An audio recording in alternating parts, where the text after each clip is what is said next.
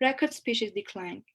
Policymakers should match targets for protecting the earth with targets for boosting economies, and for companies to avoid the risk of potential disastrous future losses by adjusting to science-based targets.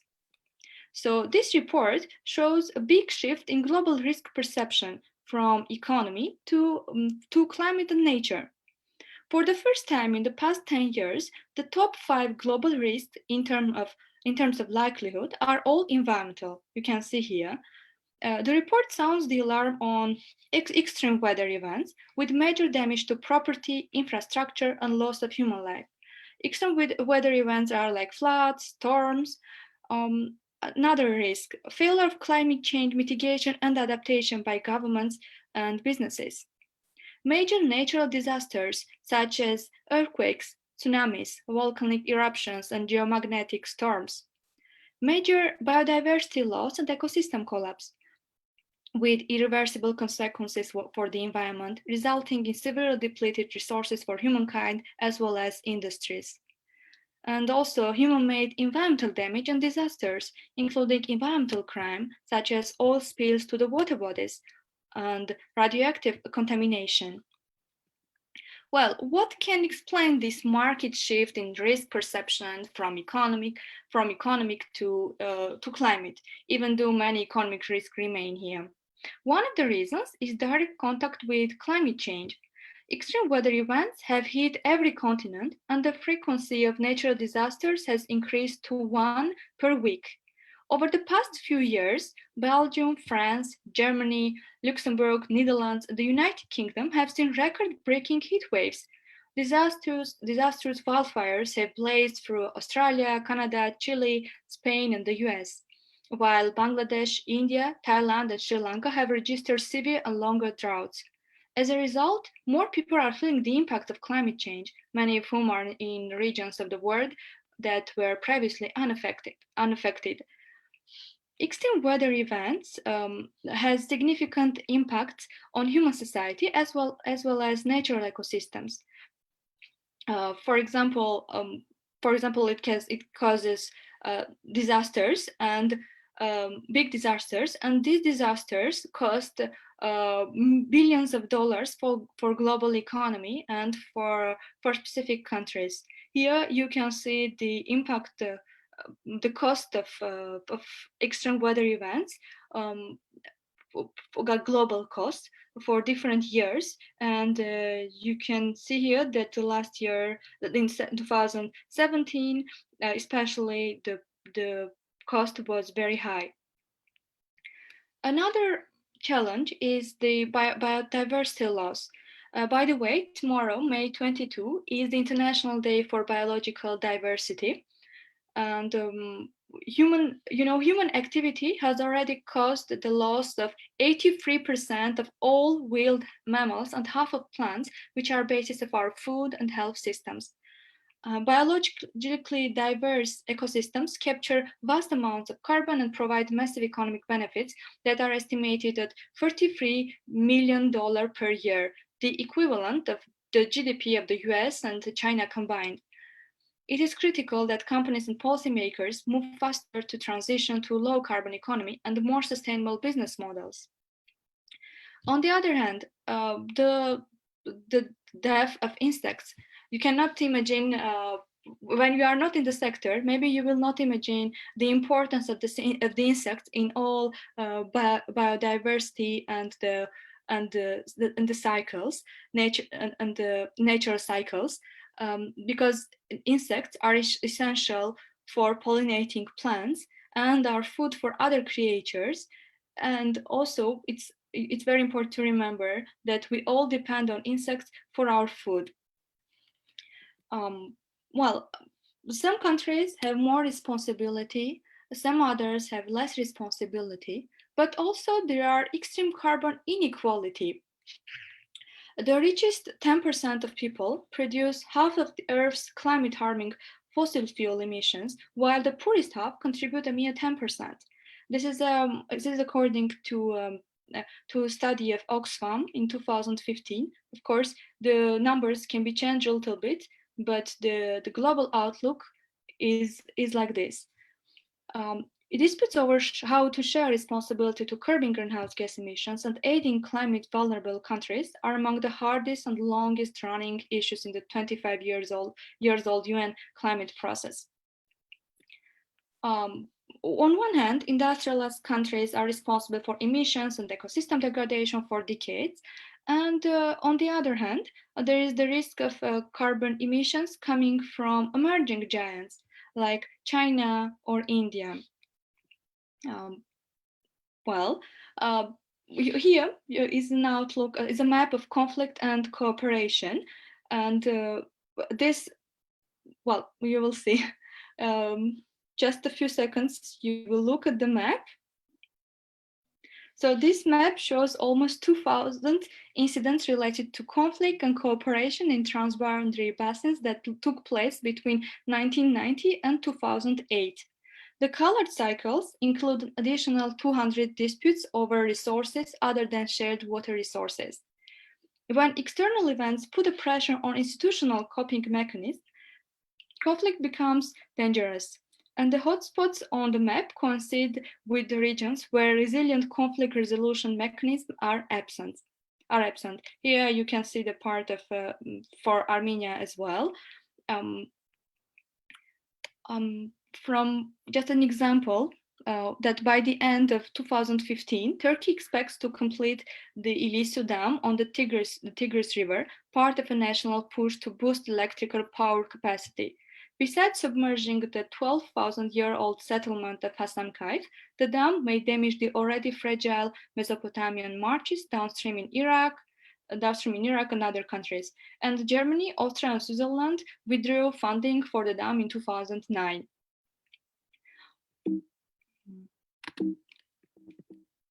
Sorry, I cannot change this. Yes, it works. Well, what if we could predict violent conflicts before they arise and help stop them? A new tool launched in December by the Water, Peace and Security Partnership can predict the risk of violent conflicts up to 12 months ahead of time. The Global Early Warning Tool uses machine learning coupled with environmental, meteorological, social, and economic data to forecast exactly where organized violence is likely to occur.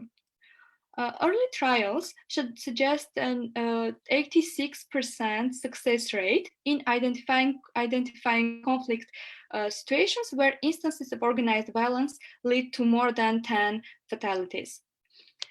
You see that the machine learning and artificial intelligence has even entered in this field of prediction of conflicts related to water. The goal of this tool is to help relevant decision makers, including politicians, communities, and the private sector, to proactively and effectively address water-related security risks.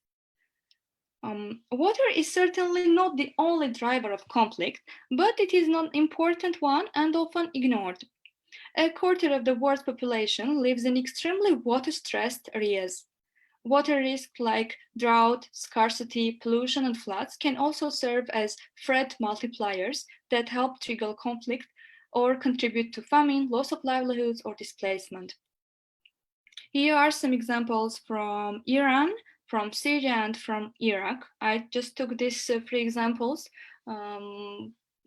just as they are close to our territory, and I guess students have more interest in this. But in the tool, you will find other areas of the world as well.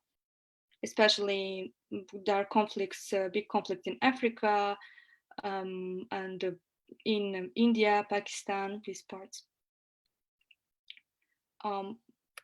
Yeah, and climate change is a risk. So beside water, climate change is also a risk multiplier. Climate change is a global threat to security in our century, and it will stress the world's economic, social, and political systems. Where institutions of government are unable to manage the stress or absorb the shocks of a changing climate, the risk to the stability of states and societies will increase. The planet's limited resources are under pressure. Demand for food, water, and energy is increasing. Widespread unemployment, Rapid urbanization and environmental degradation challenge the efforts to reduce poverty and increase economic development in many poor countries. In vulnerable regions, persistent inequality, political marginalization, and unresponsive governments can increase the potential for instability and conflict. The addition of climate impacts will multiply these pressures and strain countries' ability to meet their citizens' needs. When the impacts of climate change interact with other stresses, the combination can overburden weak states, spurring social upheavals like revolutions and sometimes violent conflicts. Even seemingly stable states can be pushed toward instability if the pressure is high enough or shock is too great. So, climate change is a threat to security. A new climate for peace, taking action on climate and fragility risks.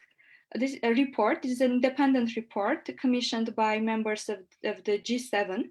This report identifies 7 compound climate fragility risks that pose serious threats to the stability of states and societies in the decades ahead. Here you see these seven threats from extreme weather events and disasters, volatile food prices and provision, transboundary water management, sea level rise and coastal degradation, local resources competition, livelihood insecurity and migration, and of course, unintended effects of climate policies. Based on a thorough assessment of existing policies on climate change adaptation, development cooperation, humanitarian aid, and peace building, the report recommends that the G7 countries take concrete action, both as individual members and jointly, to tackle climate fragility risks and increase the resilience of states and societies to them.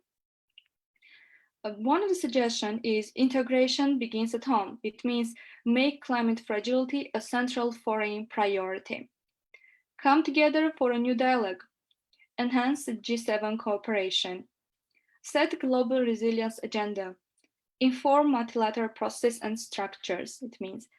And as well as partner for resilience. Engage widely to ensure global actions produce local results.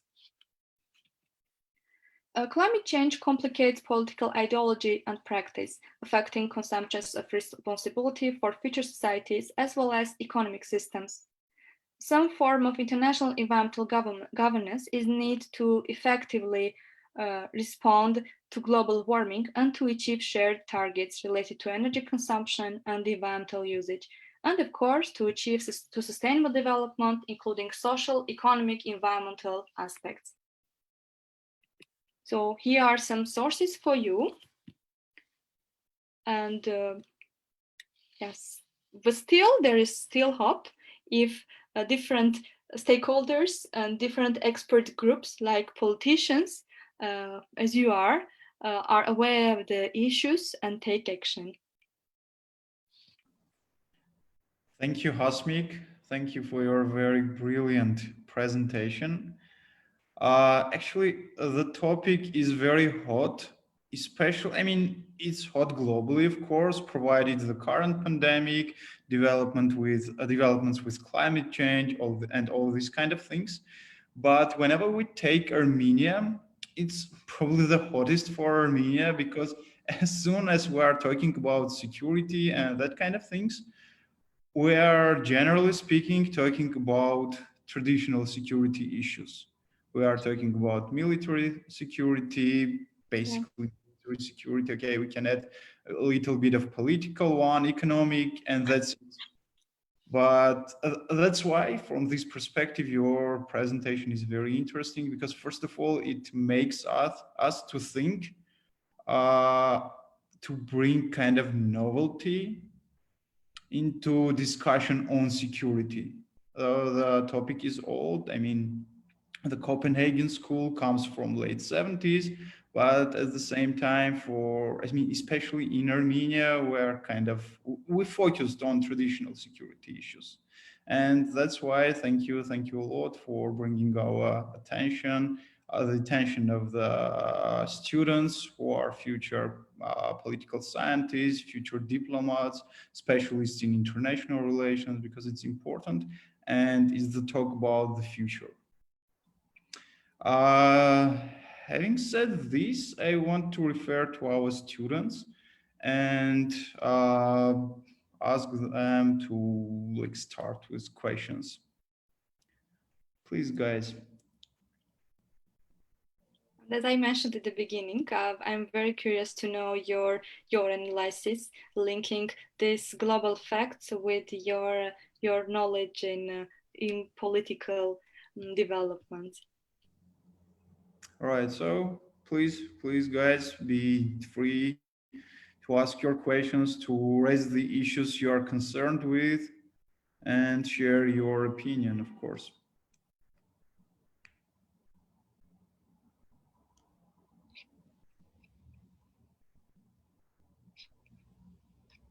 Okay. Okay, can I?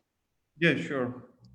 Yeah, thank you for your great lecture. Yeah, my name is Mikhail. I'm studying in political science.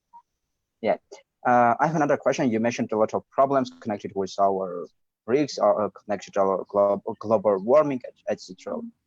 I have another question. Does this pandemic, does this COVID-19 make influence on this global risk, global warming, like could stop this global warming or for time maybe, or I don't know, maybe it's make it faster. What do you think about it? Thank you. Yes, thank you for the question. Um, so you maybe you read or you saw some articles. There are of course there is decrease of greenhouse gas emissions compared with the same period last years, as people were mostly in their houses and most of the industry didn't work this period. It can give a thought that that our nature and the environment has some progress has in the process of revealing, but this is for a short term. This this air quality improvement, but for the long run, COVID, the quarantine of COVID-19 don't have a long impact on air quality and of course on the biodiversity or on the nature. Um, yeah, if you want to go further on this, you can just visit the site of NASA and the satellite Copernicus. There are very interesting comparisons of what was the situation with air quality, for example, in Milan last year and this year, the same period of time. Uh, other the other part of your question concerning what impact can COVID-19 have, now in global, like now is a phase when some strategies are being elaborated, especially for related to climate and to emissions reduction. And there is a some experts and analysts are afraid that as the COVID-19 has already pushed us back economically, maybe the global leaders will not take action and they will put aside environmental issues and they will put aside their commitments that they expressed before. But there are different evidences that give us hope. For example, the new Green Deal of European Union. You have heard about it, Green Deal. This is a deal from okay. This is a new legal instrument, a package of Europe and the strategy of European Union to decrease the carbon emissions of all countries of European Union to zero until 2050. And they are now in the phase of elaboration, and I think in some months it will be already adopted, and hopefully the states will start to work on that. So there is this strategy, and different experts and groups who care for the environment are pushing the strategy to be adopted. Thank you again. I answered to your question. Yes. Yes, of course. Yeah. Thanks. Do we have other questions, guys? May I ask a question? Sure. Maybe I would want to add on to what Hasmik just said.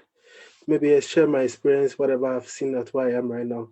First of all, I'm Daniel, and I just want to. I'm in New Zealand at the moment, and in New Zealand, one of the major issues one of the major issues they are facing with water is regards to plastics and also regards to agricultural pollution into water bodies.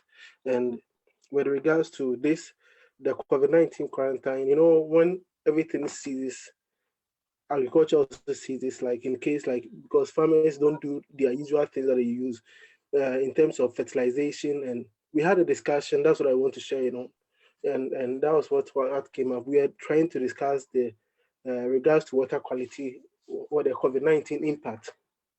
And one of the things that came was with the plastic pollution reduction. The discussion turned out to be that a lot of people going out to have maybe fun, recreations, and all those things, they go in with plastic products, like they use plastic products, they deal with them at that point in time. That's what they use to maybe serve their food, like plastic spoons and all those things. But then at the moment, because everyone is in the house, people have, there is no much of this released into the environment, and this doesn't get into the rivers and the streams and ending up into the sea. And also with the agriculture reduction, like the rate of reduction in agriculture, the chemicals that are released into the water bodies also was seen to be reduced. Like that's what the projections that the scientists could talk about, and it's just something I wanted to share after with what the question our brother just asked with regards to the environmental issues after COVID-19 and its improvement. I wanted to talk on what, especially with the river side and the water side, that has been done in New Zealand. Yeah, so Yeah. that's what I want to say. Yeah, thank you very much, Daniel. And first, it's my pleasure to see you here. With Daniel is a classmate of mine, and what Daniel, if I sum up what Daniel says, is that there are some increase of awareness and the actions from the Netherlands science related to less polluting water bodies there, but I think it also related to the leadership, to the good leadership of Netherlands, that woman is really super in leadership and in the struggle against COVID-19. So she has a very big influence on people and the people behaviors as well. So we have to consider this fact as well. Yeah, very much. Yeah, and thank you. That was a little that I wanted to share with regards to the COVID-19 environmental impact. Thank you, everyone. Thank you, Daniel. Thank you, Daniel. Thank you, Hasmik, for sharing your experiences. Should we proceed with the questions, comments? So please, guys, be active. Who is next? May I? Sure. Thank you for an interesting lecture. So, as we know, the US National Security Strategy of 2015 called to confront the urgent crisis related to climate change, while in the new National Security Strategy of 2017, this problem wasn't mentioned at all, and climate change wasn't considered a threat. So, is this an indication that this problem is unfortunately in the background?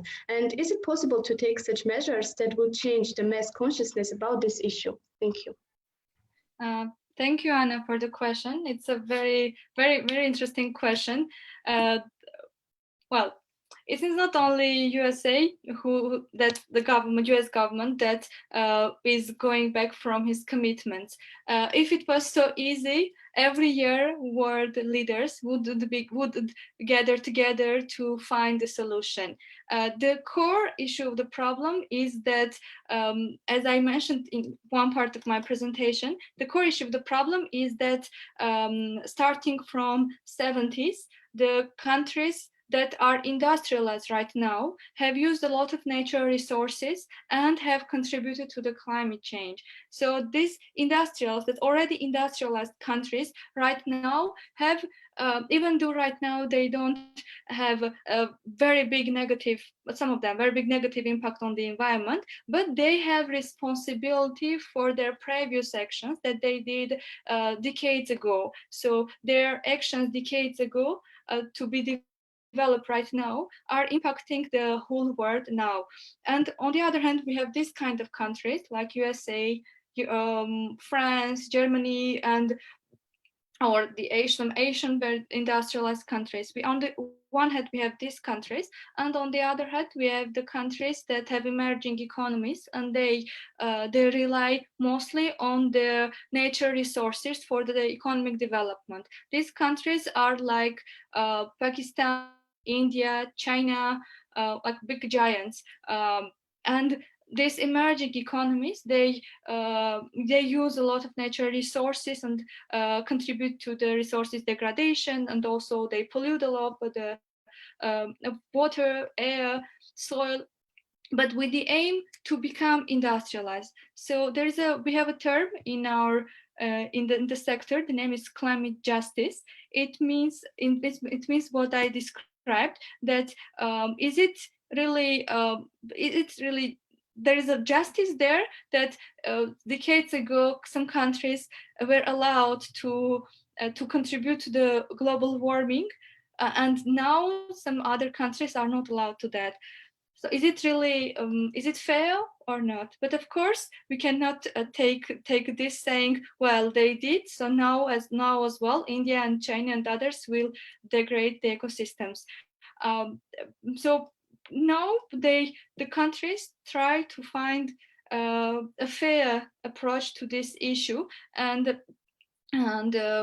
considering the per capita emissions and also the cumulative emissions per country. There are data for that, and but as some countries have, for some countries there are conflict of interest. Mostly it is related to energy, and the case of US as well, it is related mostly to their energy policy, because in general energy sector is one of the global emitters, and the contributors of climate change, energy with agriculture. And now that, for example, European Union wants to decrease his emissions to zero until 2050, but then United Nations government is right now is subsidizing the nuclear power plants and nuclear industry, because for them this is a strategic point, and for example there are a lot of jobs that this sector is creating. So we cannot take just one indicator. We have to see all the picture in the country, and we need really good leadership for that, like the case of New Zealand or some European countries like Germany. The economies are different, and if there are commitments, they cannot be fully in that commitment. Now, there is a global kind of Paris Agreement. Yeah, the Paris Agreement that United States is also part of it. With Paris Agreement, all the countries have agreed to keep the emissions in a way that it will not the global warming will not be more than 1.5 or 2 degrees. So there is the global commitment, but still USA or some other countries are pushing this date law further, and sometimes are not very proactive to take action. I think I talk a lot, but I just wanted to show the full picture, because the decision of Donald Trump is not just for one issue. Thank you so much. Yeah, great, Hasmik. May I ask? Great question. Yeah, do you have other questions? Yes.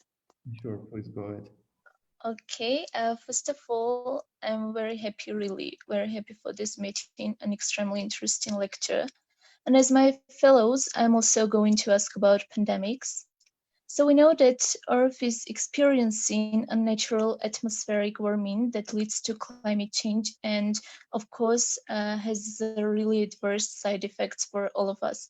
Because we know that economics, health, and nature are interconnected.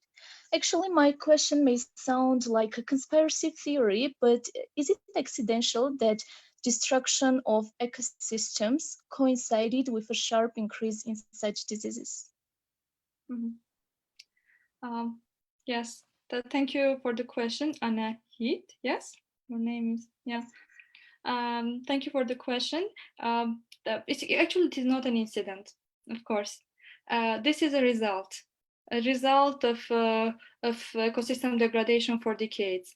COVID-19, there are a lot of researches and studies saying that COVID-19 is a zoonotic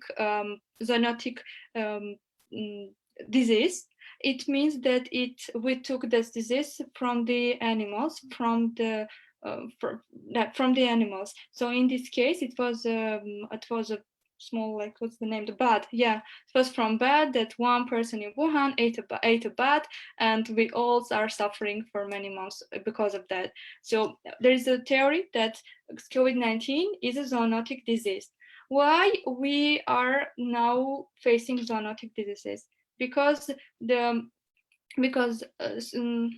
the cities are becoming larger and larger, and they are taking the space of forests, or they are or the lands that are not for urban development. They are for they are natural habitats for different animals and for different ecosystems. So we are going closer to their to animals' natural habitats. That's why we are more likely to get these zoonotic diseases. This is the short answer to that. And of course, this is not an incident. This is the result. And there are some theories and studies saying that in the future we will get more zoonotic diseases because we are going closer to the natural habitats, and the diseases that were common to animals are now already we can easily take it because we are in contact to them. Thank you. I answered to your question, and I Yes, of course. Thank you. Thank you. Questions? Actually, we have a question from Mikhail, another one. So we are good on time, right, Hasmik? Yes. We Okay, are. let's go with another question from Mikhail, and then see how it's going. Yes, thank you. Maybe my question is not connected to your sphere or studying, but you can try answer. If you can't, it's okay. It's not problem. You mentioned that a lot of countries are now have a conflict connected to resource, to connected to rivers, etc. And I have another question. Do you think that after COVID-19, the conflicts will rise and a lot of countries will want to have a lot of resources and will continue to strengthen their national security for this, like, because they want to reverse their economic. What do you think about it? So you mean we will have more conflict because we have the climate change and we have COVID-19 combined? Yeah, because because of COVID-19, we have an economic crisis and this all. Yes. Yeah, very interesting question, Mikhail. Thank you for that. I will just raise one parameter in this, the energy. As you can see, the price of oil has decreased historically very low, and of course it has the price of oil, of course, has impact on the economy of the countries who depend mostly on on oil. For example, Russia, Saudi Arabia, or our neighbors. So of course it has impact, and it will determine their further behavior.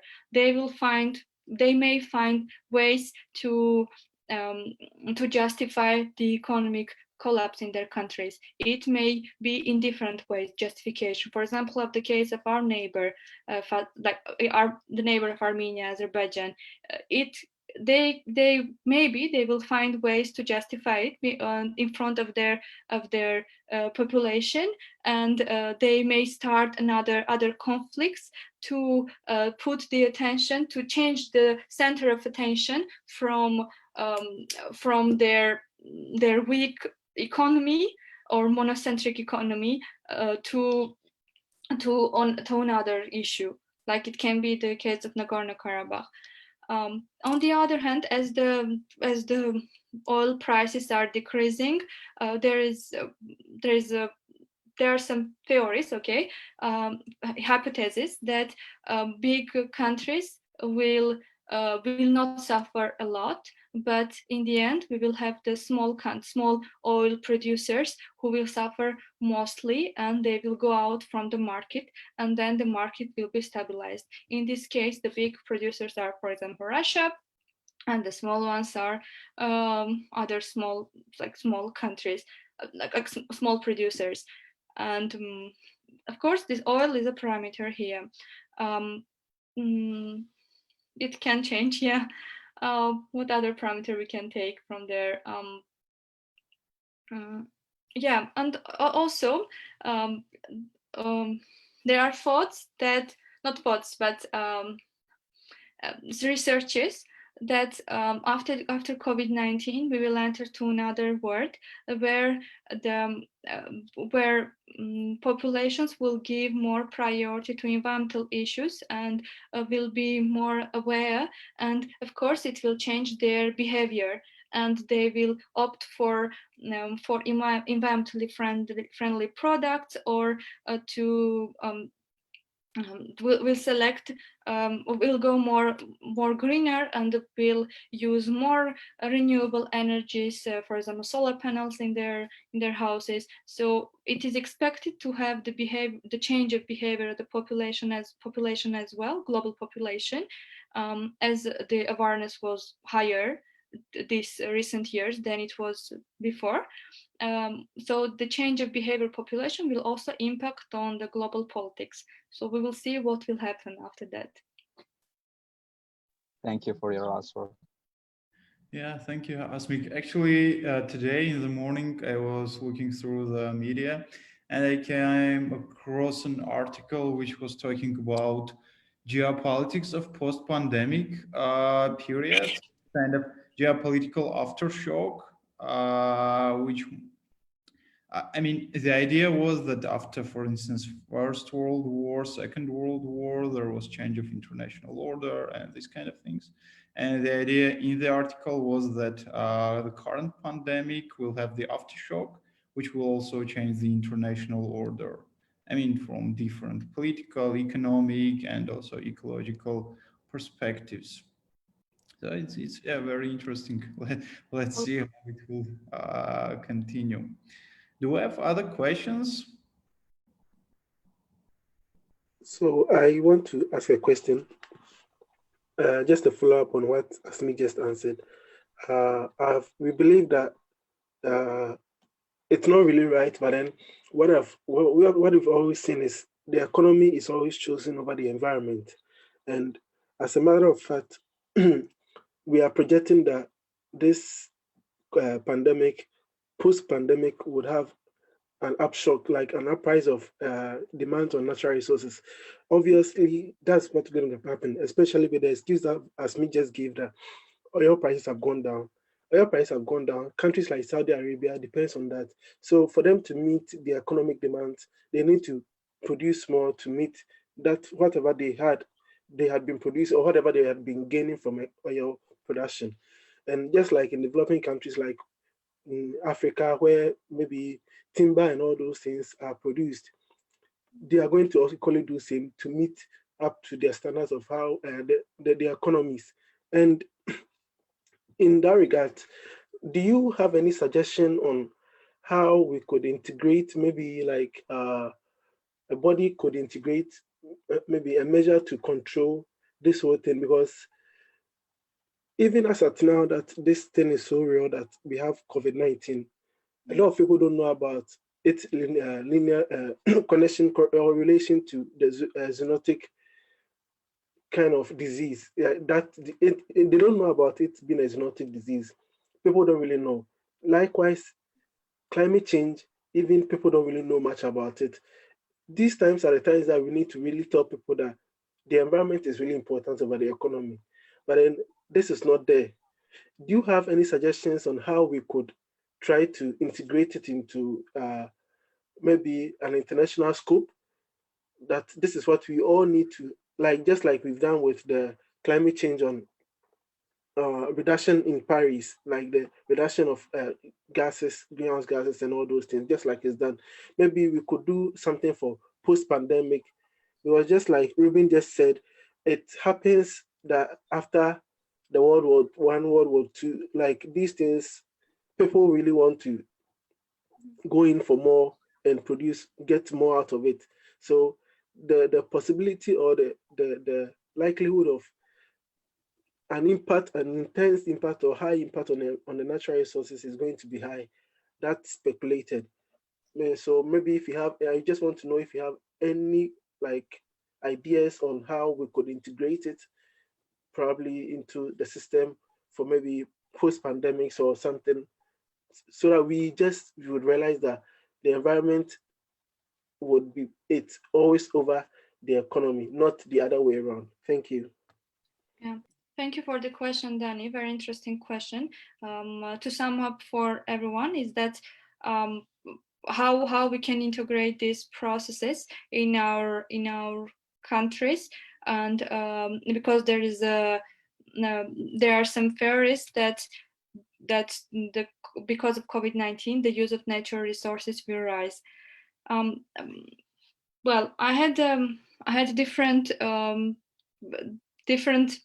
I have read different articles on that, and I believe more on the other side of the story, saying that hoping that with the use of natural resources will not go up like it is now the case, and after COVID-19, the countries will and population will slowly will go to end the consumerism, because right now in the world population we have a tendency to produce a lot, then to consume a lot.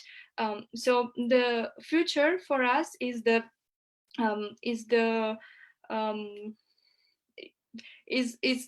ending this consumerism, and the future is circular economy. So less use of natural resources. And personally, I believe that if some countries show political will, it will happen.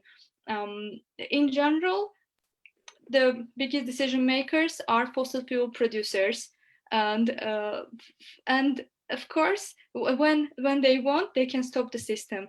But from the other side, from population side, we have to speak a lot about these issues, and to end this consumerism or slow this consumerism and go to circular economy. From my point of view, I believe mostly for the positive sides, and as a solution, circular economy.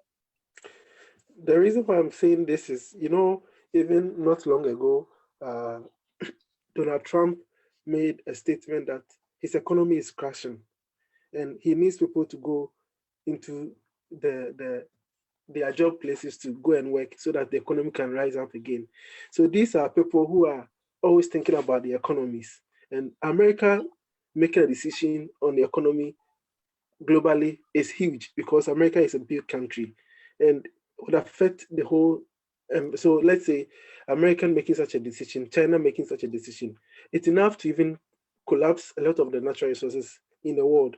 And that is my view, because it's more or less like these powerful men are economic conscientized. because they know about climate change, for instance, like Donald Trump, but he's not ready to sign on to it. We need to tie them down. Like, yeah, it's difficult dealing with the people, especially we've created awareness and everything so many times, but then dealing with them is a problem. But to deal with such people as well, like these political gurus in globally, is also a problem. And that's why I'm saying I presume it will be the other way around. But let's keep our fingers crossed and hope for the best, because we all want the environment to succeed. Like, yeah. Thank you. Yeah. Thank you, Daniel. Later, I will send you an article, very interesting article that shows that there is now a tendency of the destruction of the link between GDP and fossil fuel emissions and fossil fuel production. So you will see that already GDP doesn't directly depend on fossil fuels, and this is a good tendency. Yeah, thank you guys for a very interesting discussion. Do we have another questions? If we don't have other questions, I will take the opportunity and ask the last question. If Hasmik is not very tired. No. Very nice. Actually, you told about risk multipliers and various non-traditional, let me put it this way, risks. And at the same time, in the beginning, we're talking about traditional and non-traditional security perceptions in Armenia.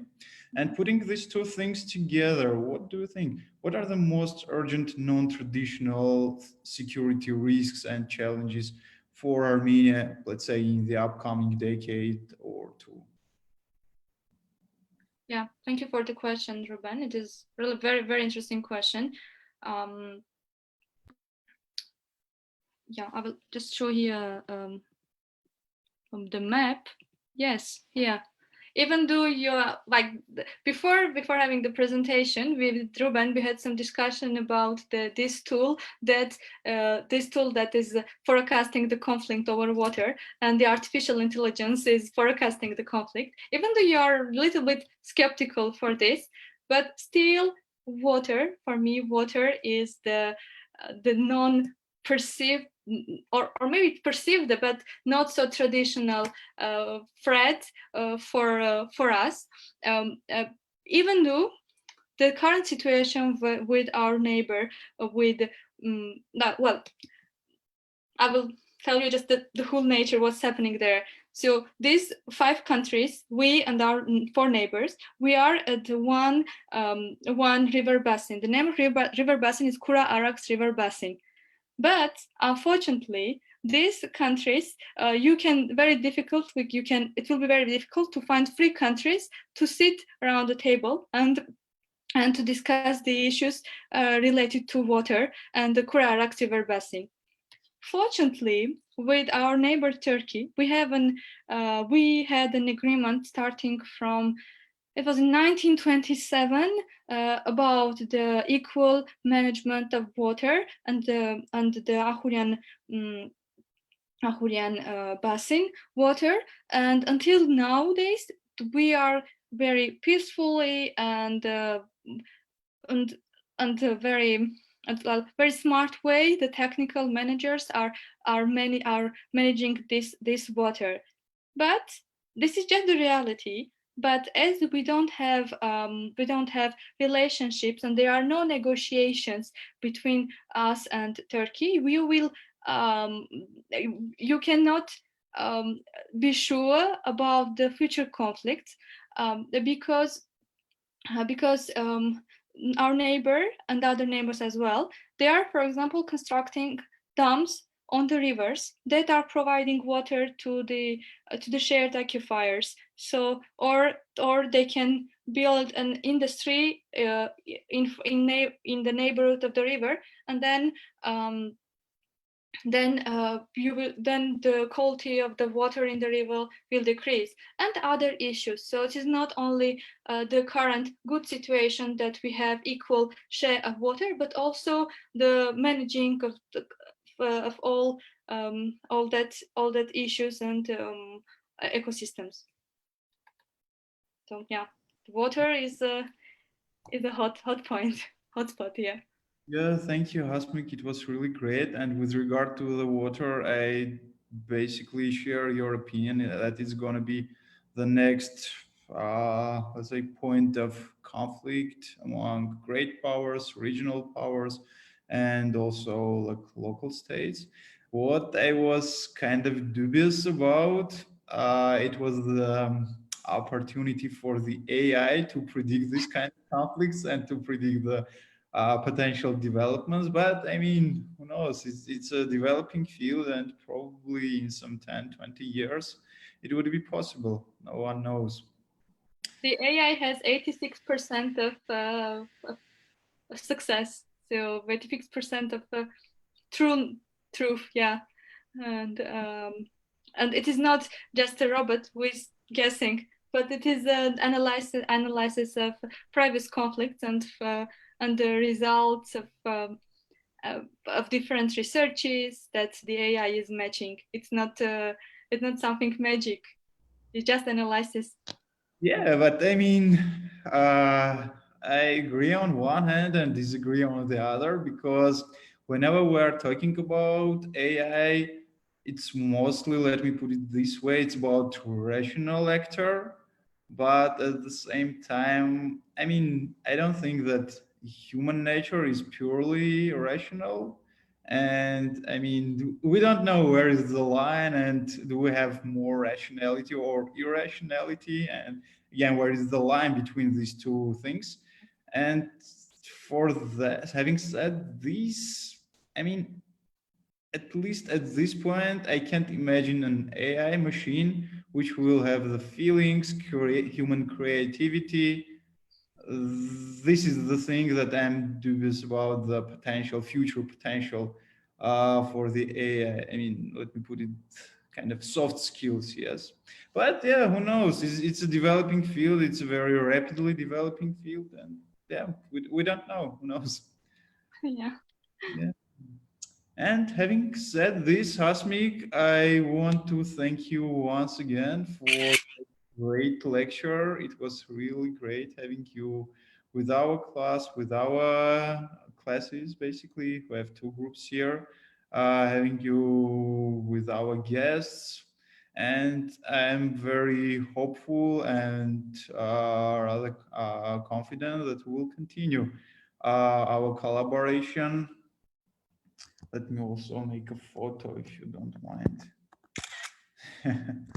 Yeah, I'm pretty confident that we'll continue our collaboration, because I think so that we should pay more attention. I mean, not forgetting about, of course, traditional security issues. We have to pay also like huge attention also to non-traditional things, because if we prepare for traditional security issues,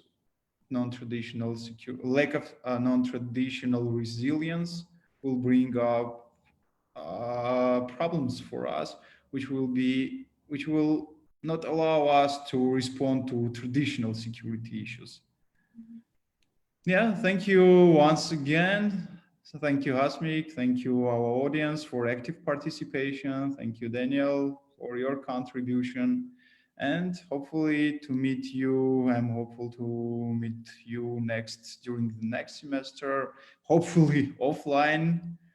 Yeah, thank you very much. Yeah, thank you very much for inviting, Ruben. It was very interesting for me also, and the questions are very interesting. And hopefully next time we will have live discussion, and I'm sure we'll have more participation if it is live. Yeah, definitely. Thank you once again, and yeah, take care. Stay healthy.